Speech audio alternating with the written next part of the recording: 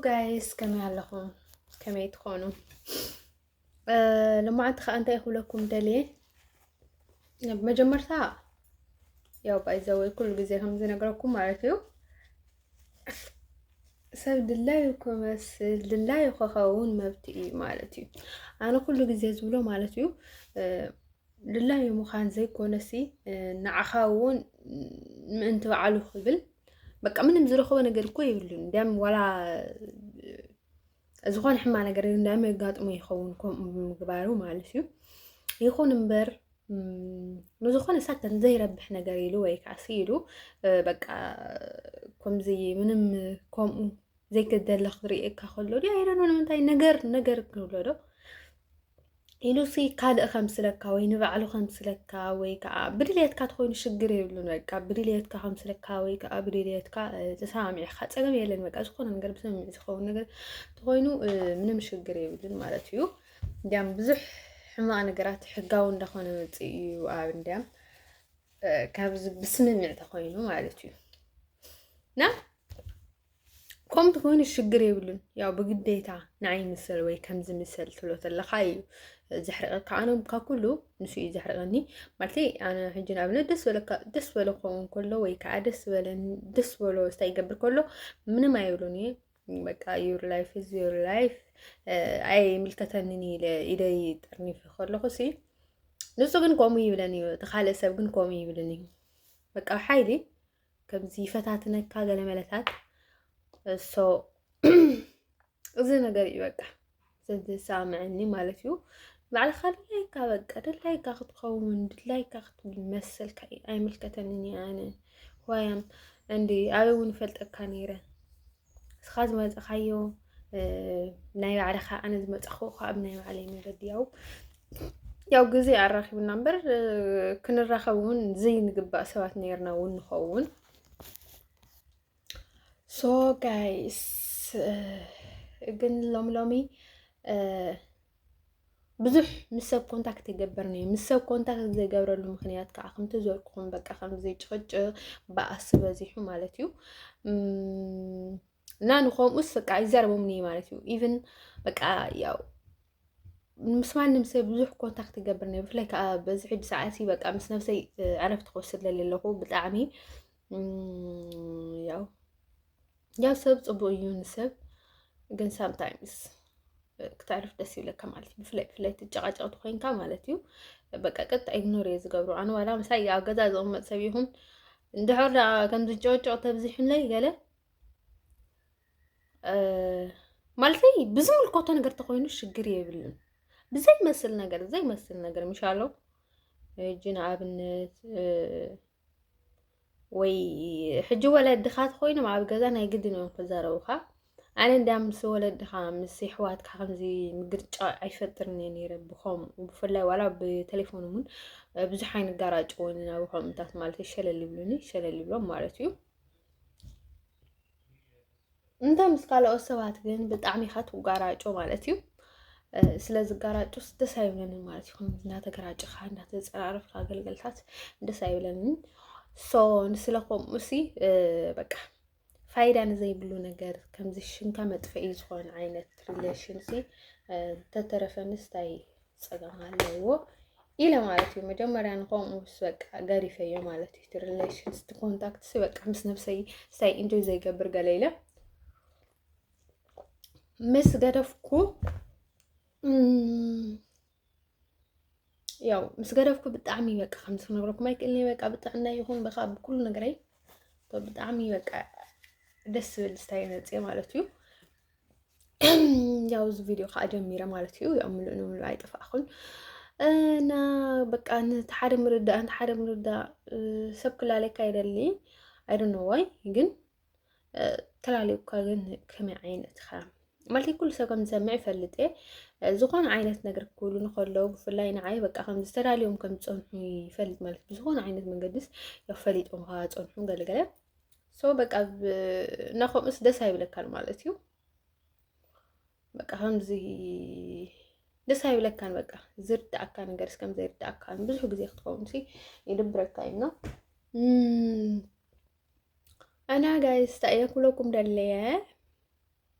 ያው ባይዘወይ ኣነ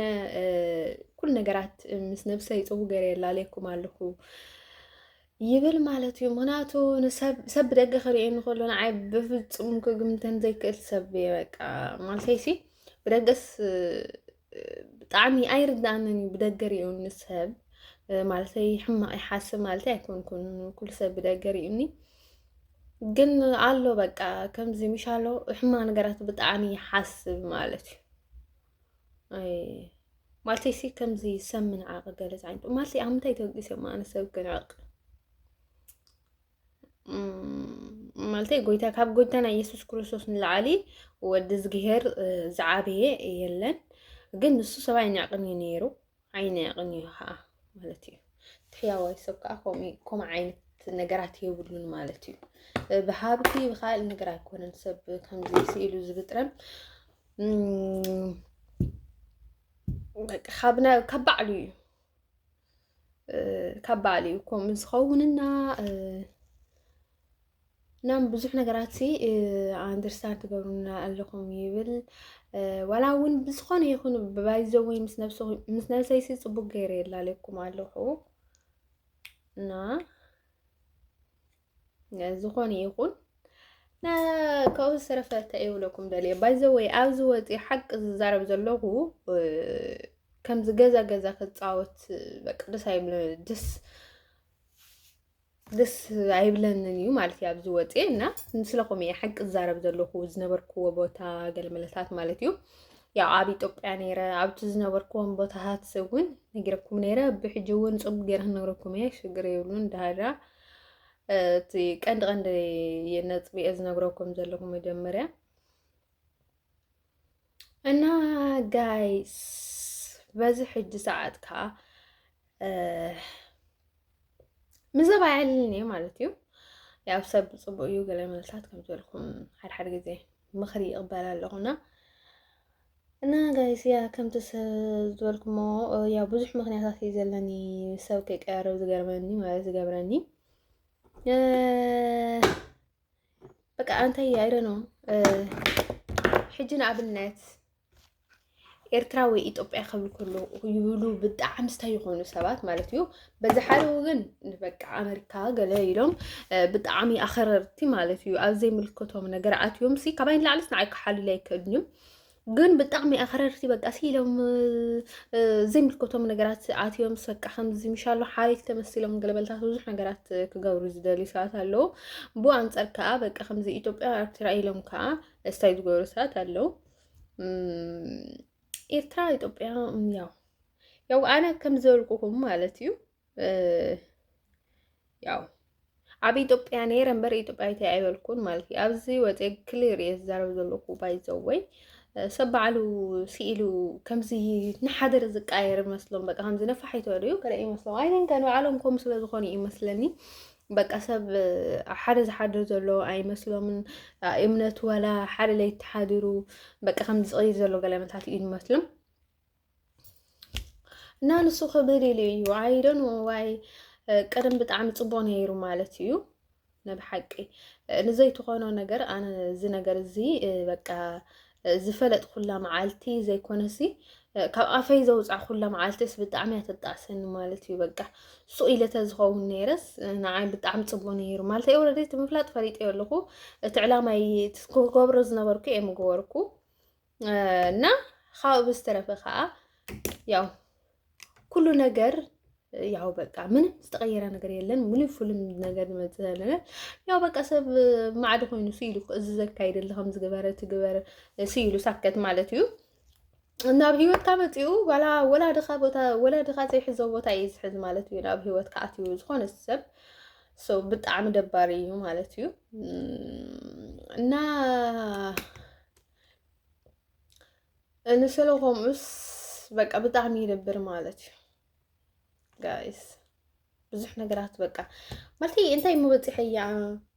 እንደን ቀደም ዝነበርኩ ቦታ እዚ የለኹን ማለት እዩ። ቀደም ዝነበረን ደረጃ እውን የብለን ሕጂ ማለት እዩ ብዝኾነ ዓይነት ነገር እና ግን ማንም ስታይ ገብር ኣይደልን ግን ኣነ ሰብ ሸለል ክብለኒ ይደሊ ማለት እዩ ከም ኣነ بتزغنلي ብጣዕሚ ደስ ምበል ክብለኒ ዝነበረ ነገር ሰሃልዩ ሸለል ክብለኒ ምደለኹ ነይረ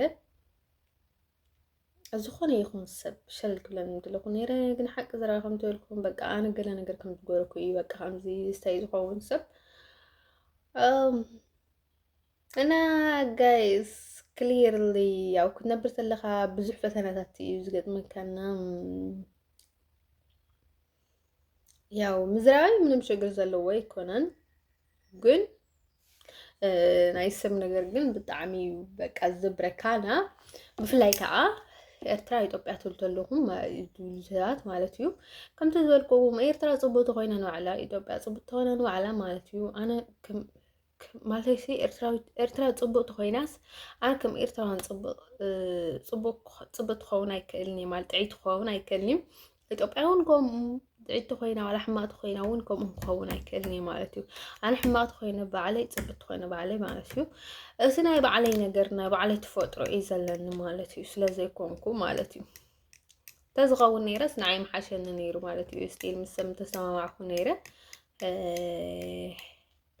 ያው ኣነ ዝነብር ምስ ሓብሻ እዩ ዝነብር ነው ስለዚ ምስ ዝነብሮ ሰብ ሳሚዕካ ትነብር ተለኻ ደስ ዝብለካ ኣብዝሓ ግዜ እዚ ማንም ዝፈልጦ እዩ ዘረባ ስከደሉ ከሎ ይስኢሉ ወይ ከዓ ንዓኻ ክታለካ ገለ መልሳት ማለት እዩ ኣነ ሓቂ ዘረባ ብከምኡታት ኣይታለልኒ ግን ናተይ ሽግር ማለት እዩ ሰብ ግን ክርዶ ኣይክእልን እዩ ሳምታይምስ ድሕሪ ግዜ እዩ ዝርድኦ ማለት እዩ ምስ ደኸመ ገለገለታት በቃ ንዓይ ሪኡ ገለ ንዓይ ኣድኪሙ ንባዕሉ ደኺሙ ገለ መለ ብድሕሪ እዩ ዝርድኦ ካብኡ ግን ብጣዕሚ ብዙሕ ነገር ኣሎ ማለት እዩ ነይረው ካብ ቆፂለ ከዓ እንታይ ክብለኩም መስለኩም ለንቀነ ምስ ሰብ ኣይዛረብን ዝኾነ ሰብ ምሻሎ ዝኾነ ሓበሻ ተዛረብኒ ኣብዚ ከባቢ መዓዝ ሓበሻ ኣለዉ ና ምዝኾነ ዓይነት ኣጋጣሚ ከዓ ይዛረብኒ ናይ ከም ዘይፈልጥኒ 100% ማለት እዩ ዝኾነ ፈልጦምን ይኮነን ዝዛረቡኒ ግን ተዳልዮም ለይ ስለ ዝፀንሑ እዮም ዝዛረቡኒ ማለት እዩ እሲ ልሰብ ክፈልጠካ ኣይክእልኒ ና ብፅቡቅ ነገር ተዝኸውን ነይሩ ፅቡቅ ሽግር ይብሉን ሰብ ክፈልጠካ ክደልየካ ክፈትወካ በቃ ማለተይ ብዝኾነ ብሰብ ኣይኮነን ብኸልቢ ክትፍቱ ከማን ደስ ዝብል ነገር እዩ ያው ፈቲካ ሰብ ካብ ልቡ ፈቲካ ወይ ከዓ ካብ ልቡ በቃ ፅቡቅ ነገር ሓሲቡ ዝኸውን ነይሩ ፅቡቅ ነይሩ ማለት እዩ ግን ኣነ ብዙሕ ዓይነት ሰብ ሪኢ ኣለኹ ዋላ ብገፁ ሪኢኻ ዝጥዕቢ ሰብ ዝኸውን ገለ እናበልካ በቃ ክንገለ ዓይነት ሰብ ይኾነካ ማለት እዩ ጋይስ ንስለከምኡ እሲ ሰብ ኣይዘርብን እየ በቃ ብፍላይ ኣነ ንምንታይ ድዩ እዚ ዝነበርክዎ ቦታ ኩሉ ነገራት ትክክል ክዛረብ ከለኹ ካልእ መፅኡ ብካልእ ነገራት ክገብር ከሎ ዘይኮነ ምሰምዑ ብፍላይ ኣነ ዝኾነ ነገር ዝገብር ከለኹ እውን በቃ ከምዚ ካልእ ነገር ይስምዖም ማለት እዩ ጋይስ እንታይ ይኽብለኩም ደልየ እና በቃ ብፍላይ ከምዚ ሕጂ ሓበሻ ማለት እዩ ብእውነት ብለኩም ኣለኹ ሰላም ተይለስ ገለ ነገር ውግኣት ይስማዓኒ ማለት እዩ ገለ ዝኾነ ነገር ማለት እዩ ገለ ነገር ስታይ ኮይኑ ኣለኹ ኣይፈልጥን ማለት እዩ መጀመርያ ኣይርዳእንን ነይሩ በቃ ሲለስ ምስ ነበረኒ ኢግኖር ገይረዮም ማለት እዩ ብድሕሪኡ ተረዲእኒ ማለት እዩ ካው ስትል ሓበሻ ይኮነ ሓደ ሰባት እውን ኣለዉ ከምዚኦም ኣብዚ ከባቢ ዝነብሩ ወላ ከምዚ ብኩሉ ስታይ ተገይርን ማለት ግን ሞር ሓበሻ ማለት እዩ በቃ ከምዚ ውግኣት ይስማዕ በቃ ከምዚ ገለ ነገር ሲ ገና ሰላም ትብሎም ተለኹ ማለት እዩ ወላ ሰላም ኢሉኒ ሰላም ተይለዮም ማለት እዩ ገለ ነገር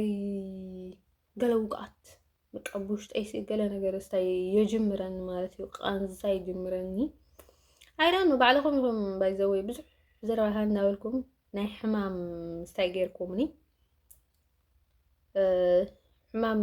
ይእክበልካ ማለት እዩ ሲሉ ጠንቃም ሰብ ትኾይኑ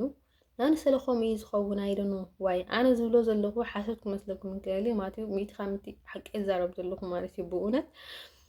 ገለ ነገር ሲ ብገለ ነገር ገለ ፀገም ተፈጢሩ ከይሃለወ ኣይተርፍን ጋይዝ ብጣዕሚ ይቅርታ ንጥዕናይ ዝመፀኒ ኣነ ክበር ኣይክእልኒ ሰው ካልእ ነገር ሽግር የብሉን ምስ ጥዕና ዝተሓሓዝ ነገር ማለት እዩ ካልእ ሽግር እውን ኣለኒ ኣብ ቀፃሊ ክገልፀልኩም እየ እቲ ቀንዲ ግን ከምኡ ማለት እዩ ያው ኤርትራ ትብሉ ተለኹም ኤርትራ ያው ስታይ ክትከውን ትኽእል እያ ገለ ዓይነት ማለት እዩ ናይ ኤርትራ ዝብል ቃል ገና ከይተጀመረ ከሎ እዩ ገለ ዓይነት ነገር ይስማዓኒ ማለት እዩ ውሽጠይ ማለት እዩ ያው ገለ ዓይነት ፍትሓት ክሳብ ዝረክብ ማለት እዩ ያው እቲ ሰብ ባዕሉ ከምኡ ገይርካ ያው ትፈልጥ ከም ዘለካ ስለ ዘይፈልጥ ኣነ ምንታይ እዩ ባሰብ እናተሰኸኻ እናተቆንዘኻሲ ክትከውን ደስ ይብሎ ማለት እዩ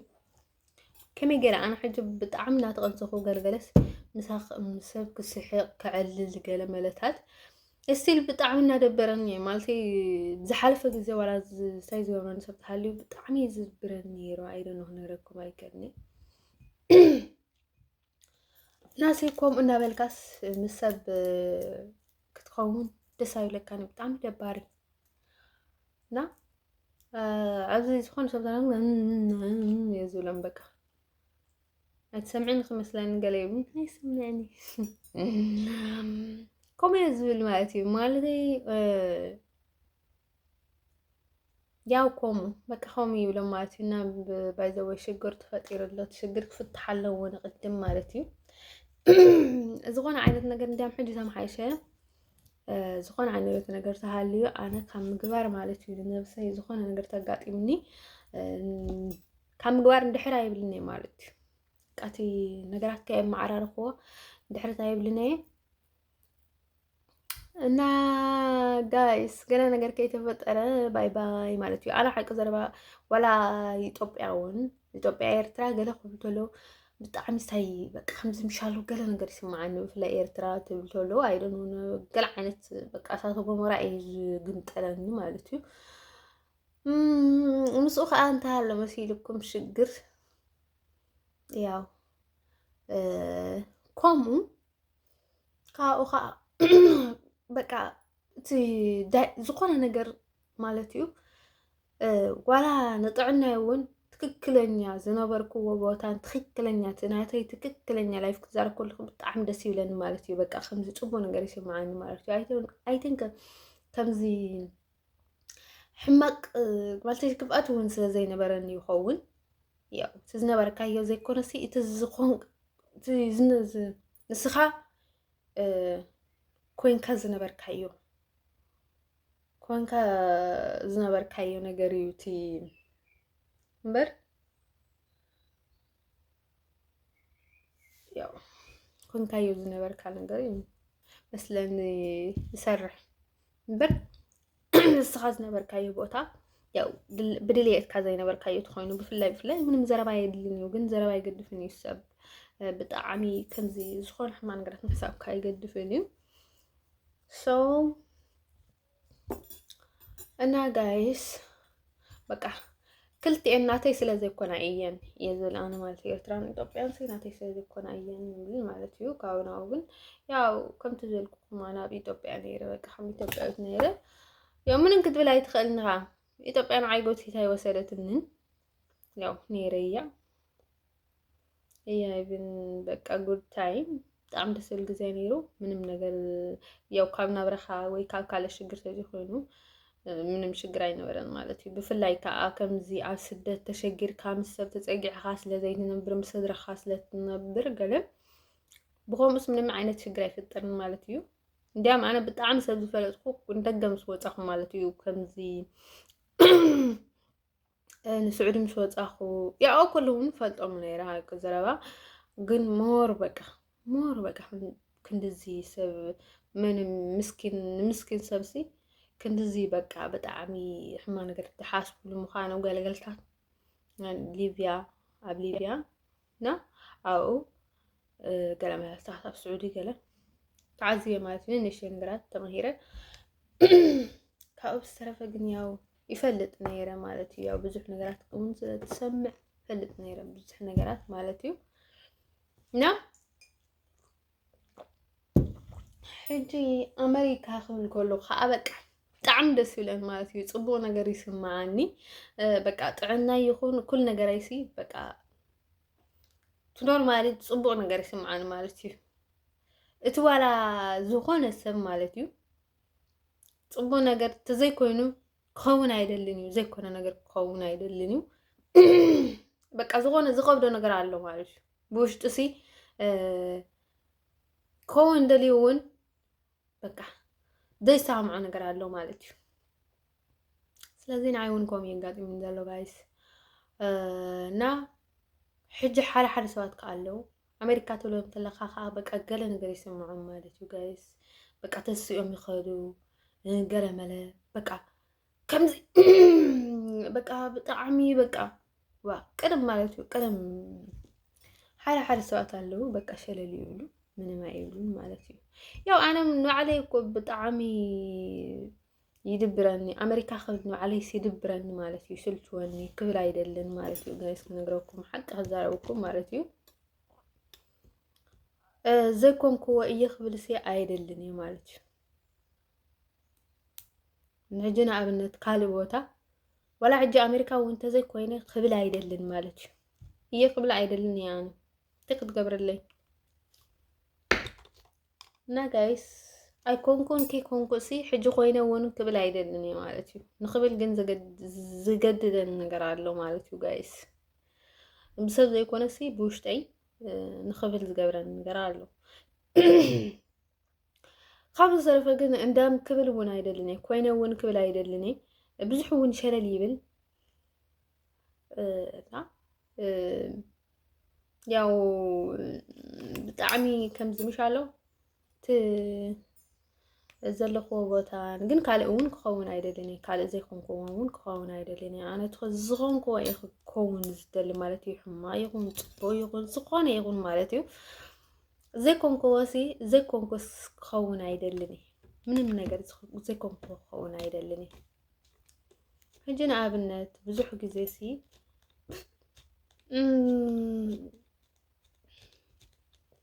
ያ ብዙሕ ነገር ዝብሉላ ኣብ ካልእ ቪድዮ ገልፀየ ሶ ጋይስ ታይ መሲሉኩም ኣነ ከምዚ ምሻሎ ብፍላይ ከምኡ ትብል ተለው ሲ በቃ ከምዚ ተላዒሎም ይኸዱ በቃ ገለ መለታት ከሲኦም ይኸዱ ብጣዕሚ ክጭመፆም በቃ ኣሜሪካ ትብሎም ተለኻ ማለት እዩ ጋይስ ንሰብ ማለተይ ሲ ንዓይ ወላሂ ንፀልእክና እንዳብሉንስ በቃ ኣሜሪካ ክሰምዑ ከለው ሲ በቃ ብጣዕሚ በቃ ይናደዱ ገለ መለታት ማለት እዩ ዋ ደይ ኣነ ግን ከም ኣነ ከመይ ዓይነት ኮሜንት ይቦም መሲልዎም ወይ ከምዚ ዝኾነ በቃ ከምዚ ክሓርቕ ተርእየ ወይ ጦንቃላይ ከዓ ገለ ይብሎም በቃ ጦንቃሊ ዝሰብ ገለ እዩ ዝብል ኣነ ማለት እዩ ምንታይ ዘሕርቆ ነገር ኣለዎ እንዲያም እኮ ሕጂ ንኣብነት ካልእ ነገር ትብልካስ ካልእ ዓድታት እዮም ከምስሉካ ዝደልዩ ሕጂ ንኣብነት ገለ መለታት ማለት እዩ ካልእ ሃገራት ገለስ ከምስሉካ ይደልዩ ሕጂ ያው ዩኬ ያው ዩኬ ደስ ትብል እያ ግን ኣነ ዩኬ ኣይኮንኩን ያው ማለተይ ካልእ ፕሮሰስ ኣይደልን እያ ኣነ ማለት እዩ ሕጂ ንኣብነት በቃ ዓዲኦም ገለሲ በቃ ከም ዓዶም ገይሮም ዝሓስቡ ሰባት ኣለዉ ማለት እዩ ኣነ ግን ከምኡ ኣይኮንኩን በቃ ዓደቦይ ከም ዓደይ ገይረ ዝሓስባ ካልእ ሰብ ካልእ ክኸውን ይኽእል እዩ ግን ድሕሪ ግዜ ኩሉ ሰብ ዓደቦ እዩ በቃ ዓዱ ከም ዝኾነ ዝኣምን ማለት እዩ ወላ ብወሰን ይወለድ ወላ ብሓዳር ይወለድ ወላስ ከይተሓሰበ ይወለድ ወላ ዝኾነ ዓይነት መንገዲ ተወሊዱ ያው ዓደቦ ዓዱ ከም ዝኾነ እዩ ዝኣምን ማለት እዩ ድሕሪ ግዜ እና ኣነ ኩሉ ግዜ ከምኡ እየ ዝኣምን ማለት እዩ ጋይስ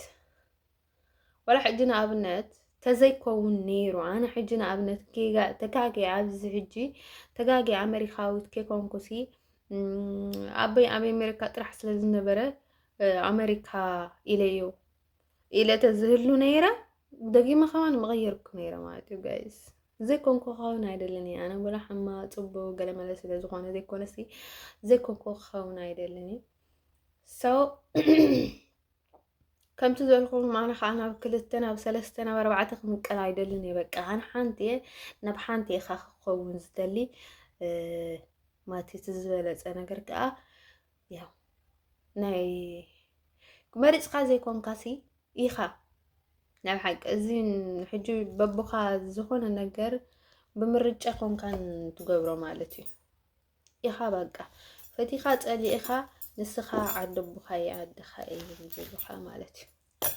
ፈቲኻ ጸሊእኻ ከምኡ ኢኻ ይምዝሉኻ ዝኾነ ዓይነት ሰብ ጋይስ ምስላይ ከምኡ ሲ እዚኣ ክትርድኡ ለይደሊ ያው ንኤሮጳ ክመጽእ ከለኹ ኣነ ንዩኬ ተበጊሰ ነይረ ንዩኬ ተበጊሰ ግን ዩኬ ስለዝኾንኩ ከምቲ ዘልኩኹም ዓዲ ማትካ ኣይትኸይድን ዓዲኻ ከለካ ግን ያው ከኣንሶን ከኣነ ክሕግዙኒ ማለት ምንም ችግር የብሎም ግን ኣነ አጋጣሚ ደለዮም እውን ኣይፈልጥን ከምዚ ኣልሸዮም ገለ ይፈልጥን ነቦ ይኹን ኣደ ይኹን ዝኾነ ዓይነት ሰብ ኣልሸዮም ኣይፈልጥን ግን ኩሉ ነገር ዝፈልጥ ወይ ከዓ ኩሉ ነገር ካብ በዓለይ ዝመስሎም ዝሓሰባት ኣለዉ ሹር ሕጂ ዝፈለጡ ብዙሓት ሰባት ከም ዘለዉ ማለት እዩ ያው ብዙሕ ነገር ይብሎም ግን ብዙሕ ከምዚ ፀወታ ከምቲ ካልኦት ሰባት ፈሪጦም ከለዉ ኣይንፈልጥን ዝብሉ ንኣነ ካኩም ገለ ይመስሎም ማለት እዩ ያው ተኣምራት እዩ ኣነ ዝፈለጥ ኩሉ መንገዲ ከማኒ ብጣዕሚ ተኣምራት እዩ ማንም ቆልዓ ዝፈልጥ ግን ኣነ ምንም ነገር ኣይፈልጥን ማለት እዩ እና ዩኬ ተበጊሰ ነይረ ዩኬ ተበጊሰ ግን ኣብ ጀርመን እውን ይረክብ ሓሲበ ነይረ ግን ኣጋጣሚ ያው ጀርመን ብጣዕሚ ጥዕማትኒ ነይረ ሓቂ ዝረባ ደስ ኢላት ንኸለይ ኣነ ካብ ጀርመን ወፅየ ማለት እዩ ከምዚ ላይፍ ገለ ማለተይሲ በቃ ከምዚ ምዝንጋዕ ገለታት ከይበዝሕ ገለ ማለት እዩ ደስ ዝብለኒ ስለዝነበረ ምር ብጣዕሚ ደስ ትብለካ ሓቂ ገለ ኢለ ማለት እዩ የሚኖም ኸ ንሓደ ሰብ ንብሉ እንዳምስ የሚኖም ኣብዚ ዓዲታት ኣትሪፎም ንገለገለ ምሳሌስ ወኣሚኖም ኸ ዘይኮነሲ ብጣዕሚ ደስ ዝብል ዓዲ እዩ ክምችው ከማዓት ነስ በቃ ከምዚ በቃ ክቅመጥ ደብዛ ዓዲ ገለገለ ዘብል ነገር ኣለዉ ደስ ይብለካ ገለ ኢለ ማለት እዩ ካብኡ ዳሓረይ ዩኬ ገለ ኣይሰለጠንን ማለት እዩ ዩኬ ከምዘይ ሰልጠን ምስ ፈለጥኩ ናብዚ ኔዘርላንድ መጽእ ማለት እዩ ኔዘርላንድ ከዓ ኔዘርላንድ ዝበሃል ሽም ከም ዘለዎ እውን ኣይፈልጥን ነይረ ማለት እዩ ሆላንድ ከም ዝኾነት ይፈልጥ ነይረ ኣነ በቃ ሆላንድ ይኸይድ ገለ ኢልዮም ሆላንድ ከም ዝኾነት ይፈልጥ ነይረ ኔዘርላንድ ከም ዝኾነት እውን ኣይፈልጥን ነይረ ካብኡ ያው ንሆላንድ ኢለ ተወጊሰ ማለት እዩ ሆላንድ ብዛዕባ ናይ ሆላንድ ሓቲተ ግን ንሆላ ብዛዕባ ናይ ሆላንድ ሓቲተ በቃ ብጣዕሚ ደስ ይብል ገለ መለሳት በቃ ላይፍ ኢዝ ኢዚ ምናምን ኢሎም ማለት እዩ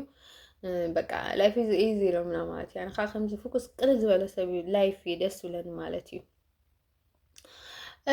ናብራ ሓደ ግዜ ይኸብድ እዩ ሓደ ግዜ ደሓን እዩ እና በቃ ተዓዲ ደስ ዝብል ዓዲ እዩ ካብ ኩሉ ከዓ ስራሕ ኣሎ ኢሎምና ማለት እዩ ስራሕ ብጣዕሚ ዝርከብ ኣብቲ ዓዲቲ በቃ 24 hours ክሰርሕ ለሊኻ ስራሕ መሊኡ ዘሎ ገለ ኢሎምና ዝመፂና ማለት እዩ እና ኣብዚ ምስ መጻኹ ግን ኣብ ሊብያ ከለኹ ማለት እዩ ኣብ ሊብያ ከለኹ ኤሮጳ ተኣትየስ ንስዊዘርላንድ ይኸይድ ኢሉ ነይረ ማለት እዩ ንስዊዘርላንድ ኸይድ ነይረ ንያው ኩሉ ኤሮጳታት ንሓትት ነይርና ማለት እዩ ካብኡ ንሓትት ነይርና ናስ ዝኾነ ነገር ያው ዝኾነ ነገር ሰሚዕና ማለት እዩ ብዛዕባ ናይ ስዊስራ ገለ ካብስ ደስ ኢላኒ በቃ ማለት ይሰምዖ ነገር ሲ በቃ ካብ ናይ ካልኦቶም ሲሒቡን ገለ በቃ ናብኡ ክኸይደ ገለ ኢልዮም ማለት እዩ ካብኡ ጀርመን መጽእ ስዊዝራ ከመይ እያ ገለ ምሰልኩም ኣይ እንታይ እዮም ዝኾነ ነገር ኢሎም ንመቸም ገለ መለታት ኦኬ በቃ ከምቲ ኮይኑ ንሆላንድ ክኸይድ ገለ ኢሎም ካብኡ ንሆላንድ መጽእ ሆላንድ ኣብዚኣ ዝተቐበለትኒ ሰብ ኣይፈልጣኒ ኣነ ማለት እዩ ጠቕላላ ኣይፈልጣኒ ከነ ጭራሽ ኣይፈልጣኒ ንሳ ኣይፈልጠኒ ነይራ መስለኒ እምበር ኣነ ይፈልጠኒ ጠቕላላ ማለት እዩ ዘይፈልጥ እያ መጀመርያ ግዜ እና ካብዚ ዝተቐቢላትኒ ካብኡ ናምበር ናታ ኣብ መንገዲ ከለኹ ትሬን ምስ ሓዝኩ ሰይድለይ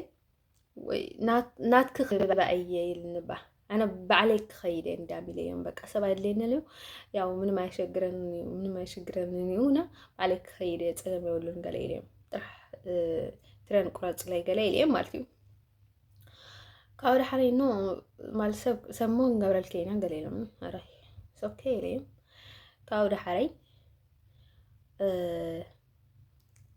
ካብኡ ዳሓረይ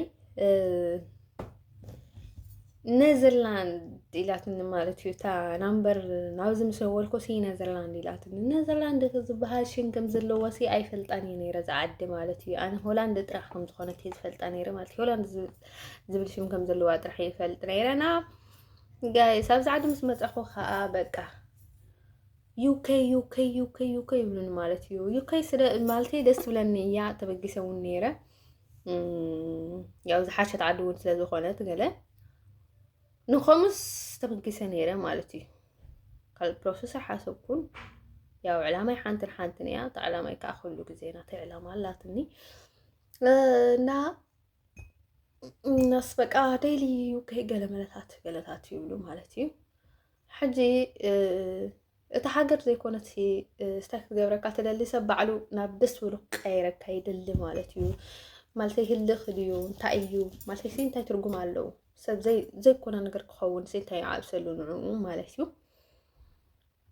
الناس من مالتي دست لكا دست لني هجونا يتلان هي فلت قوان أي كد قوان يو جنس بطعامي ما راسيت ولو أنا أمريكا تنبر يوكي ياوتي إنجليز عاوتي إيه ديخا عايبالكم وكو أنا من النجرة يقولكم من زحمة أي فتركم مالتيو حجونم لكم علىكم أنا تزيكويني أمريكا وتون كولايد اللي مالتيو كات وقارت مالتي سو جاي سيكو لكم لليه